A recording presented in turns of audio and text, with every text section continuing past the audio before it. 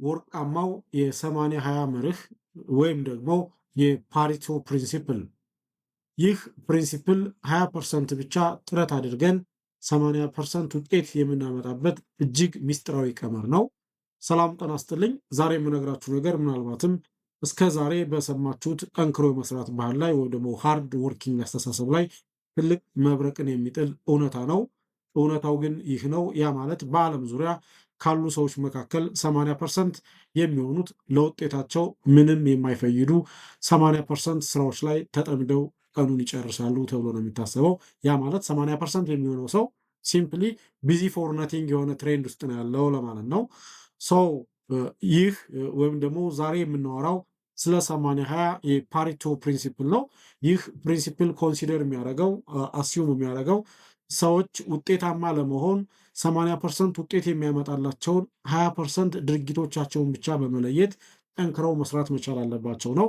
ስለሆነም ይህ ቪዲዮ ተራ ምክር አይደለም። ይህ ቪዲዮ 80% ውጤታችሁን የሚወስኑትን እነዚህን ወሳኝ የሚባሉ 20% ተግባራችሁን ወይም ደግሞ የኢንቨስትመንት ዘርፎቻችሁን ነቅሳችሁ አወጣችሁ በመጠቀም በትንሽ ድካም ሀብታም የምትሆኑበትን ሚስጥር ወይም ደግሞ ሳይንሳዊ መንገዶች የምናይበት ቪዲዮ ነው። ስለሆነም እስከ ቪዲዮ ፍጻሜ ድረስ አብራችሁኝ እንድትቆዩ በአክብሮት እየጋበዝኩኝ ይህ ቪዲዮ የሚከተሉትን 3 መሰረታዊ የሚባሉ ነጥቦችን ይዳስሳል። አንደኛ የ80-20 የስትራቴጂስቶች ቀመር ወይም ደግሞ ወርቃማ ቀመር ተብሎ የሚጠራው የፓሪቶ ፕሪንሲፕል ምንድን ነው?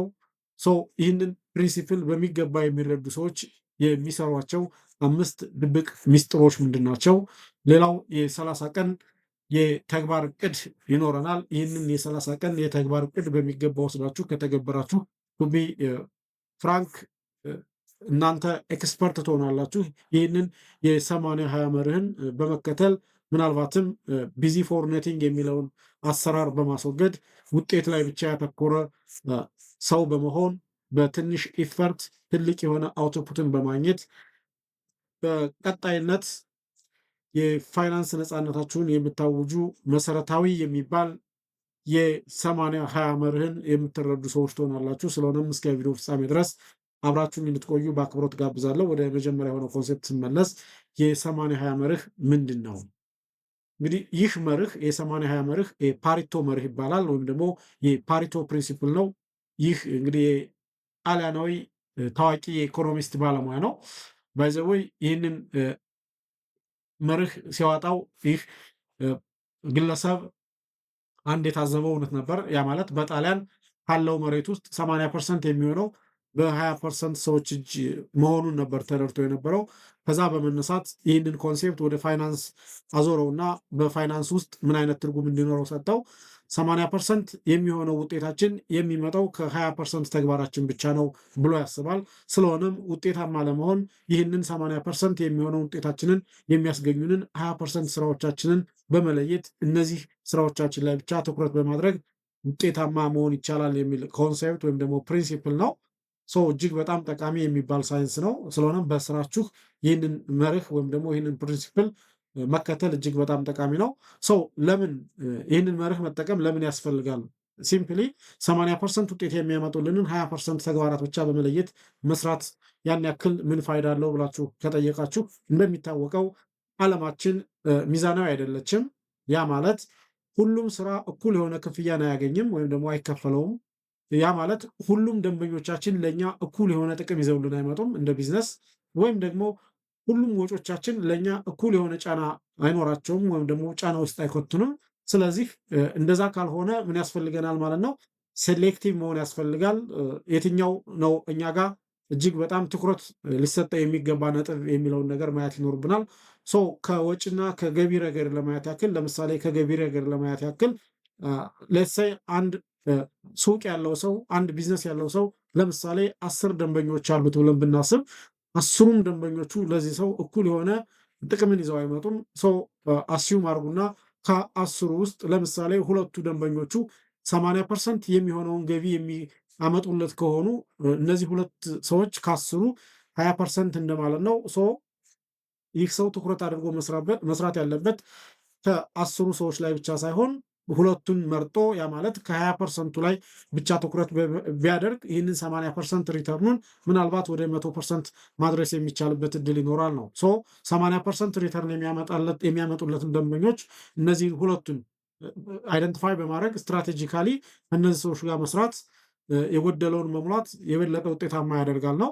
ከወጪ ረገድም ብናየው ዘሴም የሆነ ሚኒንግ ነው ያለው። ለምሳሌ አንድ ሰው ከ100% ወጪ ውስጥ 80% የሚሆነው ወጪው በ20% የወጪ አርዕስቶች ወይም ደግሞ የወጪ ጉዳዮች ላይ የሚወጣ ከሆነ አጠቃላይ ወጪን ለመቆጣጠር ከመሞከር ይልቅ እነዚህን 20% የወጪ ምክንያቶቻችንን በደንብ ሪቫይዝ ብናደረግ ስትራቴጂካል ብናደረጋቸው ምናልባት አጠቃላይ ወጫችን ላይ ጥሩ የሚባል ማስተካከያዎችን ማድረግ እንችላለን ማለት ነው።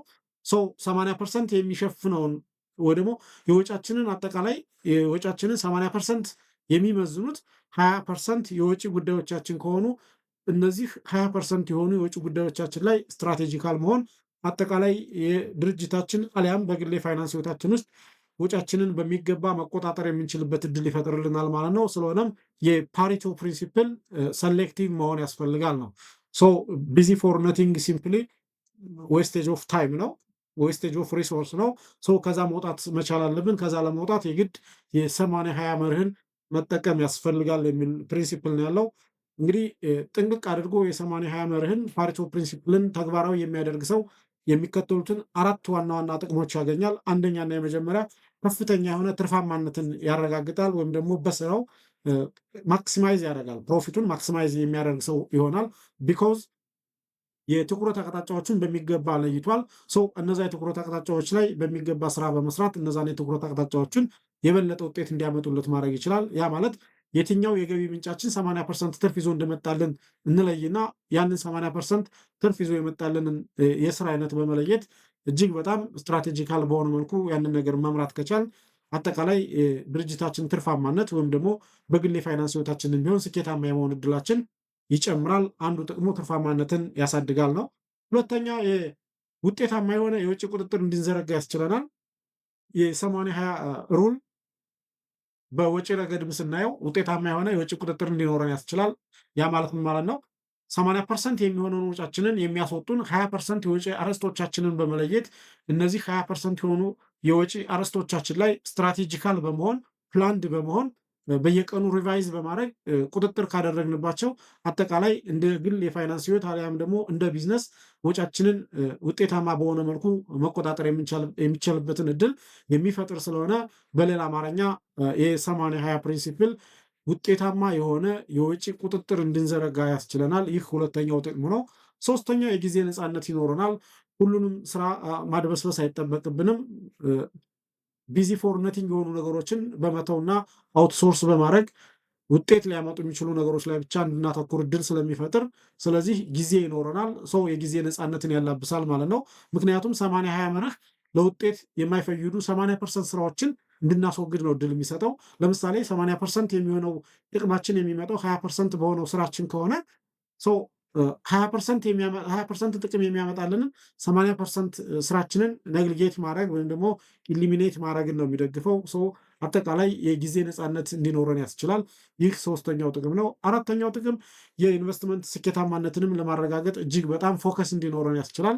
ቢኮዝ 80% ጥቅም የሚያመጡልንን የኢንቨስትመንት ዘርፎች ብቻ በመለየት ስትራቴጂካል መሆን 80% ጥቅም የሚያመጡልንን 20% የኢንቨስትመንት ጉዳዮችን በመለየት እነዚህ ላይ ስትራቴጂካል በመሆን ውጤታማ መሆን ይቻላል። ምክንያቱም የተለያየ ቦታ ላይ ኢንቨስት ብናደረግ እና የምናገኘውን ገቢ ከየትኛው የኢንቨስትመንት ዘርፍ የሚመጣው የተሻለ ነው ብለን ኢቫሉዌት ብናደረግ 80% የሚሆነው ገቢያችን የኢንቨስትመንት ገቢያችን የኢንቨስትመንት ሪተርናችን ከ20% የኢንቨስትመንት አይነቶቻችን ከሆነ እነዚህን 20% የኢንቨስትመንት አይነቶቻችንን ስትራቴጂካል በሆነ መልኩ መደገፍ አጠቃላይ ውጤት ለማምጣት እጅግ በጣም ቅርብ ነን። የኢንቨስትመንት ፎከሳችንን ወይ ደግሞ ስኬታችንን ለማረጋገጥ እጅግ የሚመከር የኢኮኖሚ ፕሪንሲፕል ነው ማለት ነው። እዚህ ላይ በሁለተኛ ደረጃ የምናየው እጅግ በጣም ጠቃሚው ነገር የ80/20 የፓሪቶ ፕሪንሲፕል የገባቸው ሰዎች ወይም ደግሞ ይህንን ፕሪንሲፕል በመከተል እጅግ በጣም ኤፊሽንት የሆኑ ውጤታማ የሆኑ ሰዎች የሚያደርጓቸውን 5 ስልቶች ወይም ደግሞ የተደበቁ ስትራቴጂዎችን እናያለን። አንደኛና የመጀመሪያው ኔጌቲቭ ፓሪቶን ኮንሲደር ያደርጋሉ ወይም ደግሞ ይለያሉ። ኔጌቲቭ ፓሪቶ ማለት ምን ማለት ነው? 80% ጭንቀትና ችግር የሚፈጥሩብንን ደንበኞቻችን አሊያም ደግሞ ወጪዎቻችንን ነቅሰን በማውጣት እነዚህን ማስወገድ መቻል።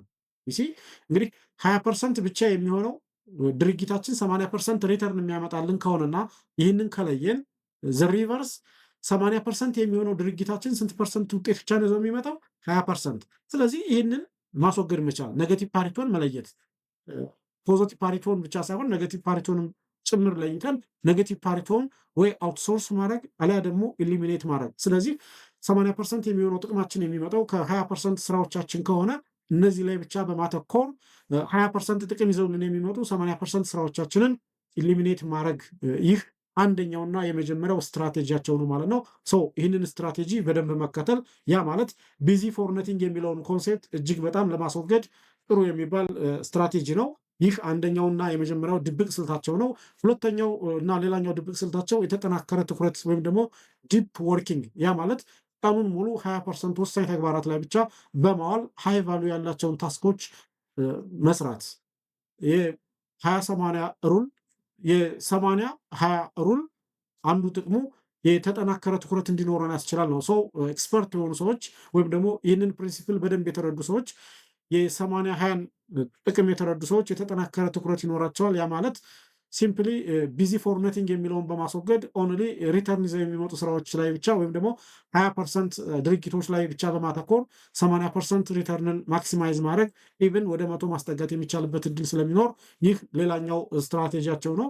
ሶስተኛው አውቶሜሽን ይጠቀማሉ ወይም ደግሞ የማይረቡ 80% ድርጊቶችን 20% ሪተርን ብቻ ሊያመጡ የሚችሉ 80% ድርጊቶቻቸውን ወይም ደግሞ ስራዎቻቸውን ምን ለማድረግ ይሞክራሉ ነው አውቶሜት ለማድረግ ወይም ደግሞ አውትሶርስ ለማድረግ ይሞክራሉ። ይህ ሌላኛው ስልታቸው ነው። አራተኛው የሀብት ትንተና ወይም ደግሞ ፖርትፎሊዮ ኦዲት ነው። እንግዲህ የ80/20 ፕሪንሲፕል በደንብ የገባቸው ሰዎች በየ3 ወሩ አንዴ አትሊስት 80% ሀብት እያመጣላቸው ያለውን 20% ኢንቨስትመንቶቻቸውን ወይ ደግሞ ድርጊቶቻቸውን ሪቫይዝ ያደርጋሉ። ቢኮዝ እንደ ኢኮኖሚው እንደ ሁኔታው ምናልባት ጥቅም እያመጡልን ያሉ ኢንቨስትመንት ዘርፎች ወይም ደግሞ ስራዎች ሊለያዩ ቫሪ ሊያደርጉ ስለሚችል በየ3 ወሩ አንዴ 80% የሚሆነው ሀብታችን ወይም ደግሞ ጥቅማችን ከየትኛው የስራ ዘርፍ ወይም ደግሞ የኢንቨስትመንት ዘርፍ እየመጣ እንደሆነ በመለየት ለነዛ 20% የኢንቨስትመንት ዘርፎቻችን ወይም ደግሞ ድርጊቶቻችን እጅግ በጣም ጥሩ የሚባል ስትራቴጂካል የሚባል ትኩረት በመስጠት የበለጠ እንዲሻሻሉ ማድረግ። በየ3 ወሩ አንዴ ምን ያስፈልጋል ነው ኦዲት ያስፈልጋል። ፖርትፎሊዮ ኦዲት ማድረግ ሌላኛው ሚስጥራቸው ነው። አምስተኛው መቁረጥ ወይም ደግሞ ኢሊሚኔት ማድረግ ያ ማለት ብዙ ሰዓት የሚወስዱ ነገር ግን ለገንዘብ ነፃነት ምንም የማይረዱ ልማዶቻቸውን በድፍረት ያስወግዳሉ። ቢዚ ፎር ነቲንግ የሚባል ነገር አይሰራም ማለት ነው። እነዚህ 5 መሰረታዊ የሚባሉ ስትራቴጂዎች እንግዲህ ብልሆች ያለም ደግሞ ባለሙያዎች የ80/20 ፓሪቶ ፕሪንሲፕል የገባቸው ሰዎች የሚሰሯቸው 5 ድብቅ ስልቶች ናቸው። እነዚህን 5 ድብቅ ስልቶች ኤክሰርሳይዝ በማድረግ እኛም ቢሆን የዚህ ፕሪንሲፕል ተጠቃሚ በመሆን ቢዚ ፎር ነቲንግ የሚለውን ኮንሴፕት በማስወገድ ታርጌት ፉል በሆነ መልኩ ስራን መስራት እና ውጤታማ መሆን የምንችልበት እድል አለ። እናንተም ወደ ተግባር እንድታውላቸው በአክብሮት ጋብዛለሁ። ወደ ተግባር ለመሸጋገር ያክል የ30 ቀን የተግባር እቅድ አለ። ቢኮዝ ሲምፕሊ እውቀት ወይም ደግሞ ቲዎሪ ብቻውን ውጤት አያመጣም። ስለዚህ ወደ ተግባር መሸጋገር ይኖርብናል። ያገኘናትን ትንሽ እውቀት ወደ ተግባር ለመቀየር እንደሚከተለው የ30 ቀን የተግባር እቅድ ተዘጋጅቷል። ይህንን የተግባር እቅድ በሚገባ እንድተገበሩና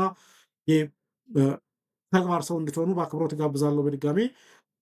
ይህንን የ30 ቀን የተግባር እቅድ አሁንም በ4 ሳምንት ነው ከፍለን የምናየው። አንደኛው ሳምንት የመጀመሪያው ሳምንት ምን ተብሎ ይታሰባል? የዳታ መሰብሰቢያ ሳምንት ወይም ደግሞ ዳታን የማሰባሰብ ሳምንት ነው። በዚህ ሳምንት ውስጥ ከ1 ቀን እስከ 3 ቀን ባለው ሂደት ውስጥ እናንተ ገቢዎቻችሁን አጠቃላይ በዝርዝር ጻፉ። ከየትኛው ደንበኛ ምን አይነት ገቢ ያገኛችሁ፣ የትኛው ስራ ለእናንተ የበለጠ ውጤት እንዳመጣ በደንብ ለዩ። በዛው ሳምንት ከ4 እስከ 7ኛው ቀን ወጪዎቻችሁን በዝርዝር ጻፉ። 80% የሚሆነው ወጫችሁ በምን የወጪ አርዕስት ላይ ያጠነጠነ ነው የሚል ነገር ውሰዱ። በእነዚህ ጉዳይ ማስተካከያ መውሰድ ይጠበቅባችኋል። አይደንቲፋይ አድርጉ። በሁለተኛው ሳምንት 80/20 ትንተና አድርጉ። የ80/20 አናሊሲስ ስሩ። ያ ማለት ከ8 እስከ 14 ቀን ባለው ሂደት ውስጥ ገቢያችሁን የሚወስኑ 20% ወሳኝ የሚባሉ የስራ አርዕስቶች ወይም ደግሞ ድርጊቶች ለዩ። ለምሳሌ በኢንቨስትመንታችሁ ውስጥ 80% የሚሆነ ኢንቨስትመንት ገቢ የሚያስገኛችሁ የትኛው ኢንቨስትመንት ዘርፍ እንደሆነ ለዩ። 20% ወሳኝ የሚባሉ የገቢ ምንጮቻችሁን በመለየት እነዚህ 20% የገቢ ምንጮቻችሁ ላይ እጅግ በጣም ስትራቴጂካል የሆነ ስራ መስራት። ያ ማለት 80% የሚሆኑ የድርጊቶቻችሁ ወይም ደግሞ የስራ ዘርፍ የኢንቨስትመንት ዘርፎቻችሁ 20% ሪተርን ብቻ ነው ይዘው የሚመጡ። ለእነዚህ ምን ማድረግ ያስፈልጋል ነው ወይ ኢሊሚኔት ማድረግ አሊያም ደግሞ አውትሶርስ ማድረግ እንድትችሉ ያስችላቸዋል። ሁለተኛው ሳምንት ላይ ይሄን አድርጉ። ሶስተኛው ሳምንት ላይ የማጥራት ሂደት ወይም ደግሞ ዘ ኤሊሚኔሽን ፌዝ ነው። ያ ማለት ከ15 እስከ 21 ባለው እዚህ ጊዜ ምንድነው የምታደርጉት? 80% ስራዎቻችሁን በዲፍረት አቁሙ። ያ ማለት 80% ስራ ሰርታችሁ 20% ብቻ ሪተርን ከሆነ የምታመጡ ወይ አውትሶርስ አድርጉ ወይ ኤአይን ተጠቅማችሁ ዲጂታላይዝ ማድረግ መቻል አለባችሁ። ያሊያ ግን ይህንን 80% ስራ ሰርታችሁ 20% ሪተርን ብቻ የሚያመጣ ላይ ዲፔንድ የምታደርጉት ከሆነ ሲምፕሊ ቢዚ ፎር ነቲንግ የሚለውን ኮንሴፕት ብቻ ነው እየተገበራችሁ ያለ። ያ ማለት 20% ብቻ ሰርታችሁ 80% ሪተርን የሚያስገኘውን ጊዜ ይሻማባችኋል፣ ውጤታማ እንዳትሆኑ ያደርጋል። የማጥራት ስራ ስሩ። የትኛው አውትሶርስ ይደረግ፣ የትኛው በምን ይሸፈን የሚለውን ፋቴቨር ግን እናንተ የ20% ጥረታችሁን ላይ ትኩረት በማድረግ 80% ሪተርናችሁን በጣም እጅግ ውጤታማ የማድረግ ስራ እንዲሰሩ ይህንን መለየት ይጠበቅባቸዋል። ይህ ሶስተኛው ፌዝ ላይ ነው። አራተኛውና የመጨረሻው ሳምንት ያው ማባዛት ወይም ደግሞ ስኬል ማድረግ ፌዝ ነው። ያ ማለት ከ22 እስከ 30 ባለው ቀን ውስጥ 80% ውጤት በሚያመጡላችሁ 20% ስራዎች ላይ ብቻ ጊዜያችሁንና ጉልበታችሁን ለመጨረስ ወይም ደግሞ ለመጠቀም መሞከር መቻል አለባችሁ። እንዳልኳችሁ 80% ውጤት የሚያመጡላችሁ 20% ስራዎቻችሁን ትለዩና እነዛ ጋር ስትራቴጂካል በመሆን ስራ መስራት ነው። ዘሪቨርስ ያለውን ያ ማለት 20% ውጤት ለማምጣት 80% ስራዎቻችሁ ላይ የሚደክሙ ከሆነ ይህ ቢዚ ፎር ነቲንግ የሚባለው ኮንሴፕት ስለሆነ ድካም ነው የሚያመጣ። ከዚህ ወጥታችሁ ሲምፕሊ 80% ውጤት የሚያመጣላችሁን 20% ስራችሁን ላይ ትኩረት ማድረግና የበለጠ ውጤታማ መሆን ያስፈልጋል። የዛሬው ትምህርታችን ይህንን ይመስላል። አስታውሉ ወይም ደግሞ አስታውሱ፣ ድካም ብቻውን ሀብታም አያደርግም። ያ ማለት ብልህነትና 80/20 የሚለውን የፓሪቶ ፕሪንሲፕል በመተግበር ፋይናንስ ነፃነት ቁልፎችን መላበስ ይቻላል።